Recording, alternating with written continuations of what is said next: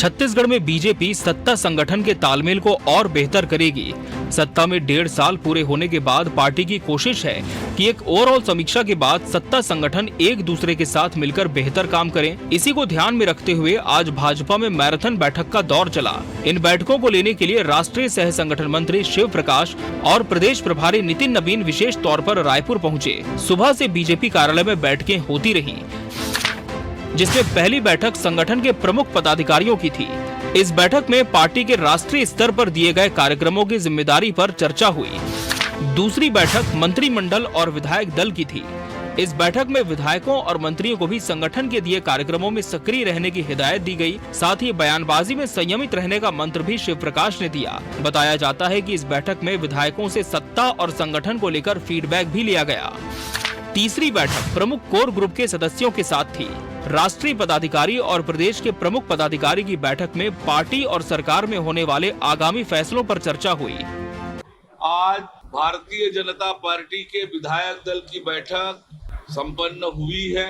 बैठक में मुख्य रूप से नरेंद्र मोदी जी के नेतृत्व वाली सरकार की 11 साल पूरा होने के अवसर पर पार्टी ने 9 जून से लेकर 21 जून तक जो कार्यक्रम निर्धारित किया है, उन कार्यक्रमों की योजना रचना और हम सब विधायकों की सहभागिता को लेकर विस्तार से चर्चा हुई है।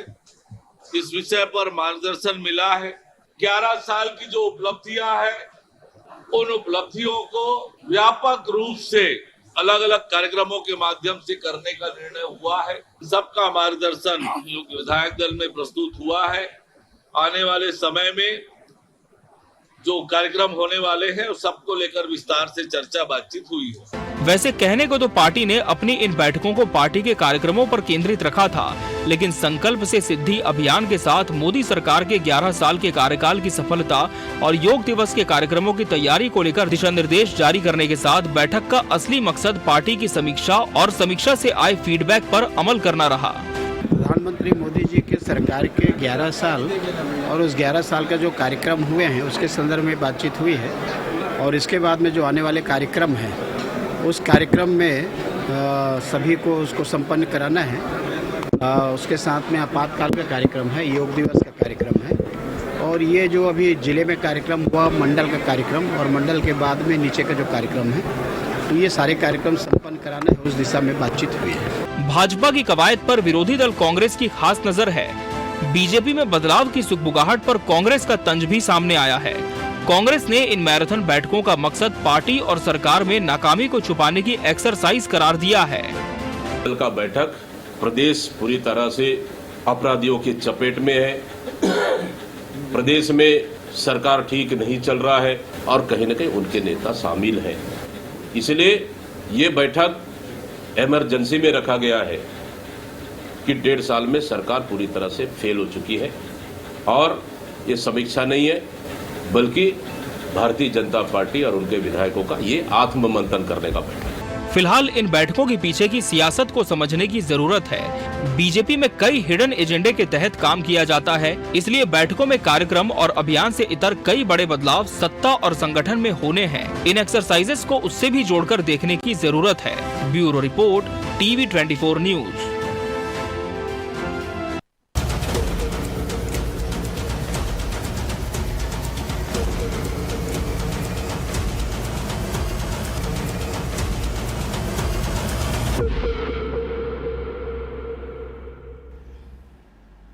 नमस्कार, मैं मोहन तिवारी। आज के मुद्दे में आपका स्वागत है और आज का मुद्दा हमारा आधारित है छत्तीसगढ़ की बीजेपी एक ऐसे बदलाव की प्रक्रिया से गुजर रही है जो कि सामने तो कुछ नहीं दिख रहा, लेकिन अंदर खाने काफ़ी कुछ चल रहा है। और इसीलिए आज हमने अपने इस पूरी डिबेट का शीर्षक रखा है बैठक बहाना, बदलाव निशाना। तो बैठक एक बहाना है और इस बैठक के ज़रिए बताने की कोशिश है कि हम तो राष्ट्रीय स्तर के कार्यक्रम करने जा रहे हैं, उसकी तैयारी चल रही है, जबकि सारे कार्यक्रम की तैयारी तो दिशा निर्देश के रूप में पहले ही आ चुके हैं। लेकिन इन बैठकों के पीछे आखिर हो क्या रहा है? क्या कोई बड़ा फैसला होने जा रहा है या बीजेपी कुछ अंदर खाने में बदलाव के लिए तैयार हो रही है, कुछ फीडबैक लिया जा रहा है और होना भी चाहिए किसी भी पार्टी में, वो बीजेपी कर रही है क्या, इसी पर आज डिबेट करेंगे। पहले मिल लेते हैं उन मेहमानों से जो इस चर्चा में हमारे साथ रहेंगे। हम बहुत स्वागत करेंगे, हमारे साथ मौजूद हैं हमारे स्टूडियो में इस पूरे मामले का राजनीतिक विश्लेषण शेयर करने के लिए वरिष्ठ पत्रकार और राजनीतिक विश्लेषक के रूप में अनिल द्विवेदी जी, बहुत स्वागत है आपका।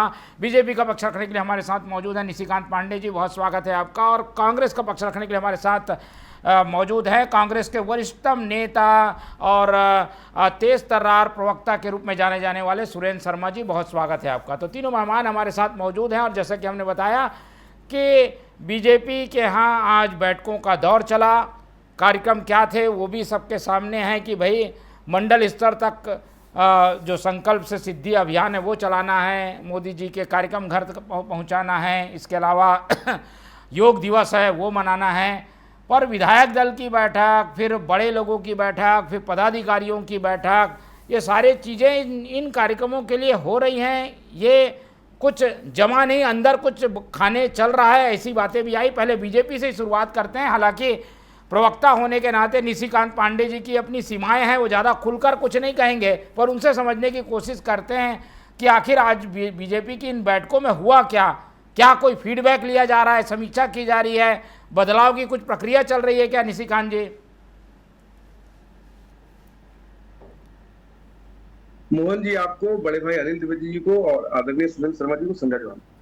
देखिए, जिस प्रकार से 11 वर्षों का ये हमारा केंद्र की सरकार का वो चल रहा है, तो सेवा और सुशासन को लेके केंद्र की कई योजनाएं हैं जिनको लेके हम जनता के बीच समझ थे, वो योजना पे चर्चा हो रही थी। दूसरा, 21 तारीख को एक बड़ा योग दिवस है, उस पे भी मंथन था।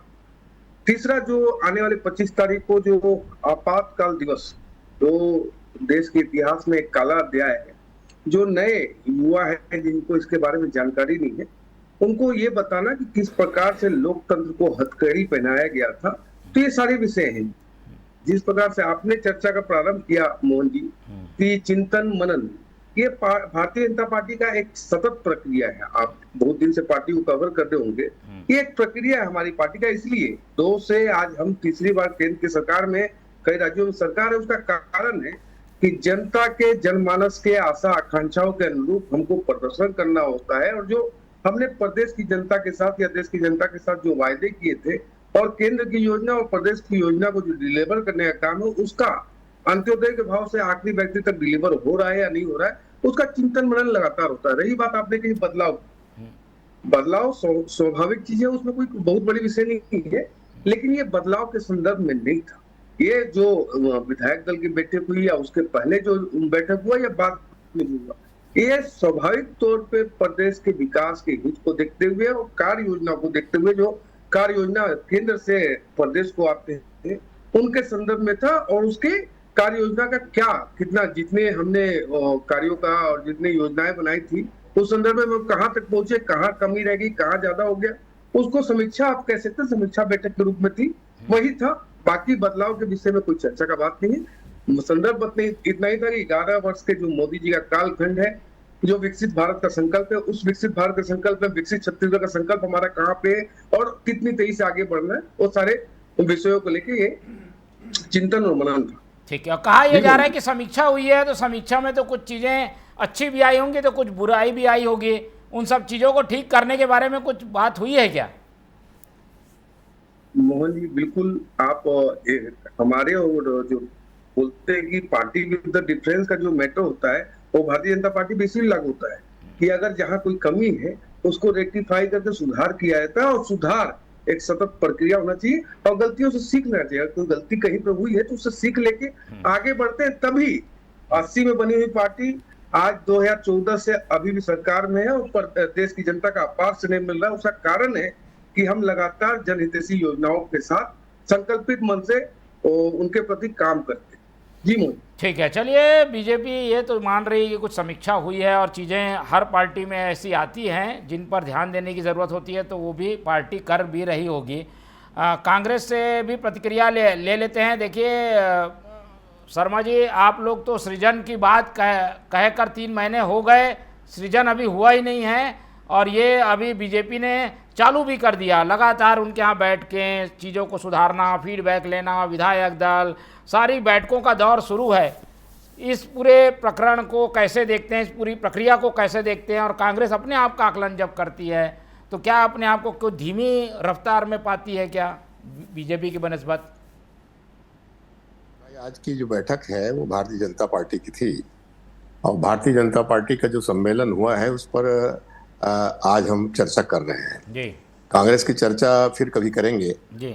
मैं ये कह रहा हूं कि क्या भारतीय जनता पार्टी ने अपने चिंतन शिविर में इस बात की चिंता की कि 1.5 साल हो गया, 2 मंत्री के पद खाली हैं, 2-3 मंत्री के पद खाली हैं, उसको भरने के लिए कुछ बातचीत हुई कि नहीं हुई, या क्यों वो खाली है, किस बात से डर रहे हैं, किसको रखने से किसको निकालने से क्या समस्या आ जाएगी, उससे भारतीय जनता पार्टी चिंतित है क्या? शायद इसका चिंतन हुआ होगा। इसके अलावा छत्तीसगढ़ में जो स्कूल बंद हो रहे हैं, युक्तिकरण का जो मामला है और जिसके खिलाफ तमाम शिक्षक आंदोलनरत हैं, शायद उसके संबंध में भी भारतीय जनता पार्टी को चर्चा करनी चाहिए।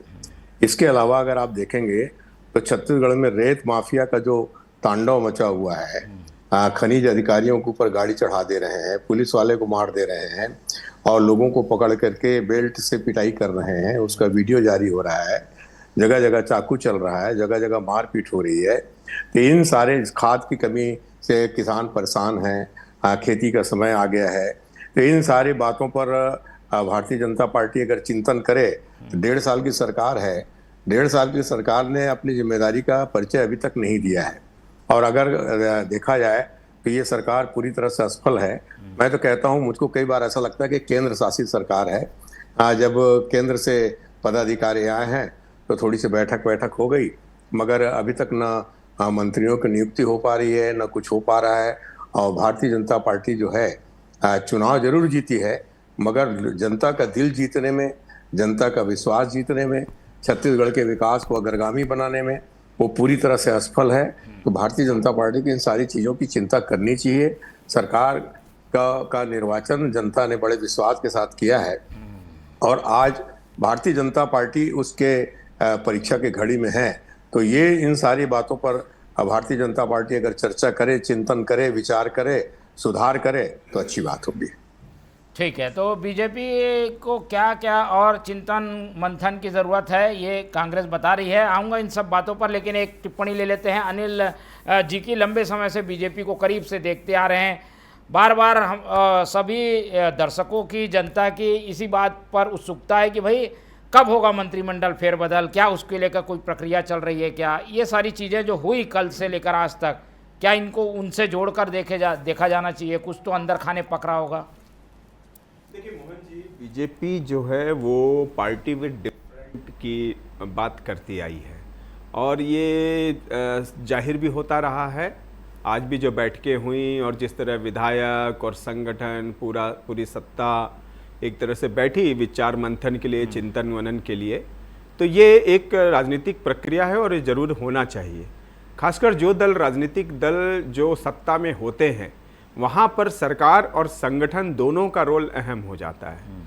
संगठन निगाह रखता है सरकार के ऊपर कि हमारे मंत्री कैसा काम कर रहे हैं, विधायक विकास कार्य कर रहे हैं कि नहीं कर रहे हैं, जनता की जो समस्याएं वो दूर हो रही कि नहीं हो रही। और फिर पार्टी के भी बहुत मुद्दे होते हैं जिन पर जनता के बीच जाना होता है, जनता के बीच मुद्दे रखने पड़ते हैं। तो इन मुद्दों पर सरकार का क्या अभिमत है, सरकार उसमें कैसे कोऑपरेट करेगी, ये सारी चीज़ें होती हैं और इसीलिए इस तरह की बैठकों का आयोजन होता है। जैसा कि मैंने आपको सुना, फिर आदरणीय कांग्रेस के प्रवक्ता शर्मा जी को सुना, फिर बंधुवर निशिकांत को सुना, तो हम सब ने ये चिंता तो जाहिर की है कि इस तरह की बैठकें अगर हो रही तो वो अच्छे संकेत हैं, छत्तीसगढ़ के लोकतंत्र के लिए अच्छी बात है। लेकिन आज विपक्ष के तौर पर आदरणीय सुरेंद्र शर्मा जी ने अच्छे मुद्दे उठाए। उन्होंने जो मुद्दों पर ध्यान आकर्षित किया है, ये बीजेपी को इस पर ध्यान देने की जरूरत है, क्योंकि 1.5 साल से ज़्यादा हो गए और एंटी इनकम्बेंसी बने न, आप दोबारा सत्ता में आए, इसके लिए जरूरी है कि छोटे छोटे मुद्दों को आप सॉल्व करते चलिए। अब उदाहरण के तौर पर जैसे सुरेंद्र जी ने कहा, मैं उनसे साथ जाना चाहूँगा कि मंत्रियों के 3 पद खाली हैं। आप उनको क्यों नहीं भर पा रहे हैं? 1.5 साल से ज्यादा हो गया, आखिर विभाग बहुत सारे हो जाते हैं, मुख्यमंत्री जी कितने विभागों को देखेंगे? फिर विभागों के बाद जनता की परेशानियां होती हैं, शिक्षा विभाग जैसा मामला है, फिर दूसरे विभाग भी है, तो ज्यादा व्यस्तता के चलते सीएम ज्यादा विभागों को देख नहीं पाते, उसके चलते योजनाओं के क्रियान्वयन में दिक्कत होती है, प्रशासनिक अराजकता भी थोड़ा हो जाती है। तो ये इसको चीज को ज्यादा लेट नहीं करना चाहिए। मैं थोड़ी सी बात कह के इस पर विराम दूंगा कि बीजेपी को वैसे भी इसको जल्दी से करना चाहिए, मंत्रिमंडल फेरबदल का जो मामला है, क्योंकि मंत्रिमंडल का जो फेरबदल है वो जनता भी चाहती है कि ये हो, वो एक सत्ता के लिए भी एक न्यायिक तरीके से आगे बढ़ने की बात होगी। और जहां तक विधायकों के और मंत्रियों के परफॉर्मेंस की बात है, आप देखिए कि इस बार कोई 1-to-1 बैठक नहीं हुई है। आमतौर पर ऐसी बैठकें जब होती हैं तब हम कह सकते हैं कि हाँ, विधायकों के और मंत्रियों के परफॉर्मेंस पर कोई चर्चा हुई होगी। आज तो निशिकांत जी ने बिल्कुल सही कहा कि संगठन के जो कार्यक्रम है, संगठन उनको आगे बढ़ाने के लिए बातचीत हुई है, और निश्चित तौर पर आने वाले समय में इसका असर तब दिखाई देगा जब कांग्रेस विपक्ष के तौर पर चुनौती पेश करेगी सरकार विपक्ष के लिए।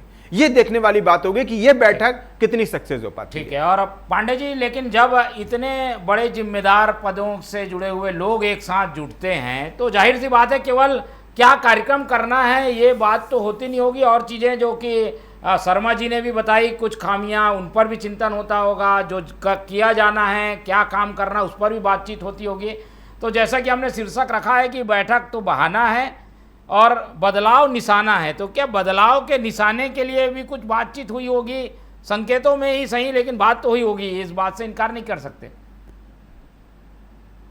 मोहन जी, अगर मैं वहां उपस्थित होता तो जरूर इस बात की जानकारी आपको देता, लेकिन आदरणीय वरिष्ठ सुरेंद्र शर्मा जी ने जो बातें कही, क्योंकि मेरे उम्र से ज्यादा उनका राजनीतिक अनुभव है, लेकिन फिर भी इन्होंने इतने सारे विषय उठाए, तो मैं उनसे एक आदरपूर्वक एक वो भी निवेदन चाहता हूँ कि वास्तव में अगर इतनी पारदर्शिता है, इतना अपराध का गढ़ बना हुआ है छत्तीसगढ़, इतनी समस्या है 1.5 वर्षों में, तो कांग्रेस कहाँ है? कांग्रेस सड़क की आंदोलन क्यों नहीं खड़ा करी? क्योंकि मुद्दा विहीन कांग्रेस के पास कोई मुद्दा नहीं है टीवी डिबेट के अलावा। टीवी डिबेट में तो आप चर्चा कर सकते हैं आदरणीय सुरेंद्र शर्मा जी, लेकिन जिस प्रकार से आपने युक्ति युक्त की बात कही, आप तो काफी वरिष्ठ हैं, आप जानबूझ के इसको इस तरह से पेश करना चाहते हैं प्रदेश में आग लगी। युक्ति युक्तकरण में एक भी पद समाप्त नहीं किया जा रहे हैं, एक भी स्कूल बंद नहीं किया जा रहा है। प्रदेश की सरकार ने, शिक्षा सचिव ने, सभी ने स्पष्ट कर दिया, फिर भी प्रदेश की जनता को गुमराह करके आप क्या सत्ता पे हासिल हो पाएंगे? नहीं। प्रदेश की जनता और यही शिक्षक संघ ने आपके 5 साल के विनाश के कालखंड को देखा है। परीक्षा की घड़ी की बात कही आपने, देखिए परीक्षा की घड़ी में भारतीय जनता पार्टी 24/7, मैं रिपीट कर रहा हूँ, 24/7 प्रदेश की जनता और देश की जनता के हित के लिए, जनमानस के आशा आकांक्षाओं के लिए सदैव तत्पर रूप से कार्य करती है। जिस प्रकार से आप देखिएगा नक्सल मूवमेंट में हमको सफलता मिल रही, लगातार मिल रही, और आदरणीय सुरेंद्र शर्मा जी ने उसकी वाहवाही भी की है। मैं कहता हूं कि प्रदेश की 3 करोड़ की जनता की रक्षा सुरक्षा के लिए प्रदेश की सरकार अगर तत्परता से काम करती है तो वाहवाही होती है। आदरणीय सुरेंद्र शर्मा जी का साधुवाद करता हूँ। लेकिन जिस प्रकार से आपने कहा कि मंत्री, बड़े भाई अनिल द्विवेदी जी ने कहा कि मंत्री का रिक्त पद है, उसको भरना चाहिए, शीघ्र भरना चाहिए, बिल्कुल बहुत शीघ्र ये भी निर्णय ले लिए जाएंगे, लेकिन इससे शिक्षा विभाग को या छात्रों के भविष्य के साथ कोई समस्या नहीं आ रही। शिक्षा विभाग आदरणीय मुख्यमंत्री जी के पास और सारी जो एजेंसी है, शिक्षा विभाग का एजेंसी है जो नियमित रूप से उस पर काम कर रहा है। युक्ति युक्तकरण में भी हमारी मंशा बस इतना ही है कि गुणवत्तापूर्ण शिक्षा, जो शिक्षक विहीन स्कूल है या एकल शिक्षक है, वहां पे उसकी व्यवस्था बना के कि हमारे छात्रों को अच्छा भविष्य गढ़ने का काम जो हमारे शिक्षक करते हैं, उनको वो व्यवस्था दिया जाए कि हमारे प्रदेश के छात्र भी विश्व में नाम रोशन करें। तो जिस प्रकार से हमने बात कही, आदरणीय सुरेंद्र शर्मा जी बिल्कुल स्पष्टता से, पुनः क्षमा के साथ आपसे बात कर रहा हूँ, ठीक है, कि अगर वास्तव में कोई समस्या है तो क्यों नहीं आपने सड़क के आंदोलन खड़ा कर पाए? क्या बुझे हुए दीपक अब इस बात पे चर्चा करेंगे? क्या सवाल ले लेंगे उनसे? ठीक है। और पांडे जी की बातों से तो ऐसा लग रहा है कि कुछ समस्या है ही नहीं, सारी समस्या हल हो चुकी है। Sharma ji 10 second please. आदरणीय सुरेंद्र शर्मा जी ने एक आरोप लगाया हम पे कि हमारा प्रदेश केंद्र शासित प्रदेश है, एनएससी के माध्यम से केंद्र की सरकार को चलाने वाले सुरेंद्र शर्मा जी, क्या आप हमको बताएंगे इस बात को? प्रदेश की सरकार साए काम कर रही है और हर वायदों पे अक्षरशः काम कर रही है, जिससे प्रदेश के जनता का विकास होगा। जी ठीक है, ये दावा है। शर्मा जी अपनी बात सुनिए। देखिए सबसे पहली बात तो ये है कि अगर भारतीय जनता पार्टी को ये लगता है कि हम जो कह रहे हैं वो बात बिल्कुल गलत है तो अच्छा है, बढ़िया है, चलने दीजिए। आपको 5 साल बाद जनता बताएगी। अभी सुशासन तिहार आपने मनाया है और मैं आपको बता रहा हूं, मैं ग्राउंड लेवल का, जमीनी लेवल का आदमी हूं। आपने क्या किया है कि आवेदन को एसडीएम ने तहसीलदार को, तहसीलदार ने पटवारी को भेज दिया। समस्या का कोई समाधान किसी का नहीं हुआ है। जनता के बीच में तीव्र असंतोष की स्थिति है और केंद्र शासित प्रदेश इसलिए कह रहा हूं मैं कि मैंने वाहवाही की कि नक्सलवाद में बड़ी सफलता सरकार को मिली है, तो अमित शाह जी की घोषणा है तो सफलता मिल रही है, बहुत अच्छी बात है।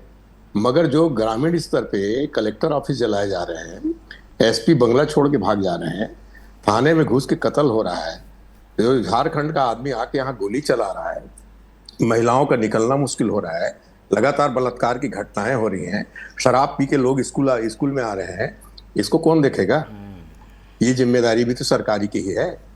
केंद्र की सरकार के दबाव है तो आप नक्सलवाद में सफल हो रहे हैं, मगर जो ग्रामीण स्तर पे, लोकल स्तर पे, शहरी स्तर पे जो अपराध में वृद्धि हो रही है, लोगों का जो जीना हराम हो रहा है, इसको नियंत्रित करने की जिम्मेदारी किसकी है? ठीक है, राज्य सरकार की। इसीलिए मैं कहता हूं कि लगता है कि ये केंद्र शासित प्रदेश है, क्योंकि केंद्र की सरकार जिन चीजों में रुचि लेती है सरकार उस पर ध्यान दे रही है, बाकी चीजों में उसका ध्यान नहीं है, वो पूरी तरह से असफल है। जनता के बीच में तीव्र असंतोष है। इस बात को पांडे जी आप मानो तो अच्छी बात, ना मानो तो खुशी की बात। ठीक है, चलिए, ये एक संज्ञा दी गई है और इसे प्रतीकात्मक रूप से लेने की जरूरत है। ठीक है, क्योंकि लोकतंत्र है और यहाँ चुनी हुई सरकार है। ठीक, पांडे जी। देखिए आदरणीय सुरेश शर्मा जी, आपने जो बात कही, घटनाएं हुई है, उससे अस्वीकार किसी ने नहीं किया। हमारी जिम्मेदारी है, इससे भी हम अस्वीकार नहीं करते। हम ये कह रहे हैं कि घटनाओं के बाद जो हम अंकुश लगा रहे हैं, जो कार्रवाई कर रहे हैं, वो आपके शासन कालखंड में नहीं होता था। हम संरक्षित और पोषित नहीं कर रहे, महिमा मंडित नहीं करते हैं, महापावर नहीं बनाते प्रदेश का, रायपुर का। ऐसा हमारा कोई कृत नहीं है। हमारा कृत ये है, पहला तो ये है कि पुलिसिंग को बेहतर करने के लिए हमने प्रयास किया। चौकियां जहां नहीं थी वहां चौकी खोला, जो टारगेटेड, जो रेगुलर ऑफेंडर है उनको टारगेट करके जेल भेजा, आज हमारा विषय, ठीक है जी मोहन जी, बिल्कुल आज हमारा विषय इस बारे में नहीं है, पर ठीक है, आपने जवाब दे दिया जी। 2 सेकंड। आदरणीय शर्मा जी ने जो बात रखा, वो प्रदेश के काफी वरिष्ठ व्यक्ति हैं और उनका आकलन जो है हो सकता है कि इस परिप्रेक्ष्य में हो कि वो कांग्रेस से बैठे हैं, लेकिन मैं इस परिप्रेक्ष्य में देखता हूं कि प्रदेश के हित के लिए उन्होंने बात कही। मैं या हमारी पार्टी कभी अस्वीकार नहीं की कि यहाँ घटनाएं नहीं हुई। घटना हुई, त्वरित कार्रवाई की गई और पुलिसिंग को बेटर करने के लिए, देखिए हमारे कालखंड में किसी विधायक ने नहीं कहा कि ट्रांसफर की बोली लग रही है, पोस्टिंग के लिए कालखंड में कहा गया, हमारे कालखंड में। ठीक है, लेकिन हम ये समझना चाह रहे हैं कि बदलाव की कुछ भूमिका बन रही है क्या? ये अनिल जी ज्यादा बेहतर बता पाएंगे, क्योंकि प्रवक्ताओं की बातें, पार्टी की बातों से कई चीजें सामने नहीं आती। अनिल जी, क्या माने, कुछ बुनावट, अंदर की कुछ खबरें जो आपके पास हों, और क्या लग रहा है इस पूरे सिनारियो को देखकर आपका क्या आकलन है? देखिए, अभी तो जितने चुनाव हुए हैं, सामने आए हैं, उसमें तो बीजेपी ने विश्वास हासिल किया है, जनता में अच्छी जीत भी मिली है और जनता का एक तरह से विश्वास भी हासिल किया। कांग्रेस को निराशा ही हाथ लगी अभी तक तो जो प्रदर्शन है। इसलिए निशिकांत पांडे ने सही हमला बोला विपक्ष पर कि अगर हम कमज़ोर हैं तो आप आंदोलन करिए, आप उसके विरोध में आइए। लेकिन उन्होंने कटाक्ष किया और मैं भी सहमत हूँ कि कांग्रेस को जिस तरह विपक्षी के दल के तौर पर सामने जनता के बीच आना चाहिए, उनसी समस्याओं से जुड़कर लड़ना चाहिए, सरकार की गलत नीतियों का विरोध करना चाहिए, वो विपक्ष अभी दिख नहीं रहा है। और चुनाव होने हैं तो जाहिर सी बात है, चुनाव हालांकि समय अभी 3.5 साल, लेकिन बीजेपी उस हिसाब से काफ़ी तैयार हो जाएगी। मैं 2 बात कहना चाहूँगा कि मंत्रिमंडल की बात उठी थी कि मंत्री क्यों नहीं बनाए जा रहे। मुझे याद है दिग्विजय सिंह सरकार थी मध्य प्रदेश में, तब छत्तीसगढ़ बना नहीं था, और दिग्विजय सिंह ने रीवा के एक विधायक थे, उनको मंत्री बनाया और बिना विभाग का मंत्री उनको 1 साल तक रहने दिया, और अंततः उस व्यक्ति ने खींच करके रिजाइन कर दिया था दिग्विजय मंत्रिमंडल से। रीवा के विधायक थे, महाराजा थे वो। 1 साल तक आप बगैर विभाग का मंत्री रखे रहे। ठीक है, तो आप सोच रहे हैं कि मंत्री बना दिए जाएं, अभी 3 पद खाली हैं, वो भी बनाए जाने चाहिए। मैं एक बात और कहना चाहूंगा कि जब छत्तीसगढ़ राज्य बना तो इसका दुर्भाग्य ये रहा कि जो 2002-3 में जिस तरह कानून व्यवस्था ध्वस्त हुई, इस राज्य में। और सबको मालूम है किस तरह राजनीतिक हत्याएं हुई, किस तरह विधायक खरीदी हुआ करती थी, किस तरह मर्डर होते थे। और वो 2000-2003 का जो दौर छत्तीसगढ़ ने देखा है, बड़ा भयावह दौर था वो। और इसलिए उसके बाद की जो सरकारें आई, 15 साल जिस तरह काम हुए और जिस तरह जातिवाद की हवा को रोका गया 15 साल तक, जिस तरह अपराध कम किए गए, जिस तरह कानून व्यवस्था को मजबूत रखा गया, यही कारण रहा कि बीजेपी की 15 साल तक सरकार रही। और कांग्रेस को जब मौका मिला तो कांग्रेस ने 5 साल काम तो अच्छा किया, लेकिन फिर जिस तरह भ्रष्टाचार हुए, जिस तरह आईएएस जेल में डाले गए, जिस तरह कांग्रेस के नेताओं पर सिंगंजा कसा, मंत्री तक जेल भेज दिए गए, उससे कांग्रेस की छवि खराब हुई। अभी तो आज बदलाव पे बात है, क्या लग रहा है, क्या आगे कुछ होगा कि नहीं होगा, कब तक इंतजार करना होगा? देखिए 3 चीजें हैं। एक तो यह है कि विधायक अंदर से बड़े नाराज हैं, सरकार में उनके काम नहीं हो पा रहे हैं, एक असंतोष उनमें है, तो पार्टी को उन असंतोष को दूर करना चाहिए। दूसरी बात कि जो मंत्री पद खाली हैं, 3-3 मंत्री पद, क्योंकि इससे जनता से लेकर कार्यकर्ता और नेता तक का हित जुड़ा हुआ है, प्रशासन तक का हित जुड़ा हुआ है। आप मंत्री पद को ऐसा मत समझिए कि नहीं बनाएंगे तो भी काम चलता रहेगा। एक उप मुख्यमंत्री ने तो ऐसे ही बयान दिया है कि नहीं, क्या जरूरत है बनाने की, काम तो चल रहा है। लेकिन बहुत सारे विभाग हैं, इसलिए बीजेपी को मंत्रिमंडल का गठन करना चाहिए तुरंत, और विधायकों से चर्चा करके उनके असंतोष को दूर करना चाहिए, उनके काम होने चाहिए। कार्यकर्ताओं में भी अब हताशा आ रही है क्योंकि 1.5 साल से ज्यादा हो गया है। मुझे लग रहा है कि बीजेपी संगठन इस बात को ध्यान देगा। और मैं एक बात और बताऊं, बीजेपी में संगठन अभी सबसे ज्यादा मजबूत है, क्योंकि तभी ऐसा होता है कि जब प्रदेश के एक संगठन मंत्री सरकार के मंत्री तक को नोटिस जारी कर देते हैं। ठीक है, 10 सेकंड बचे हैं, 10-15 सेकंड में जल्दी बात पांडे जी। देखिए, जो ये घटनाएं हुई है, ये अपराध की बात कर रहे हैं आदरणीय सुरेंद्र शर्मा जी, वो हमको विरासत में मिली, इसमें कोई किंतु परंतु नहीं है।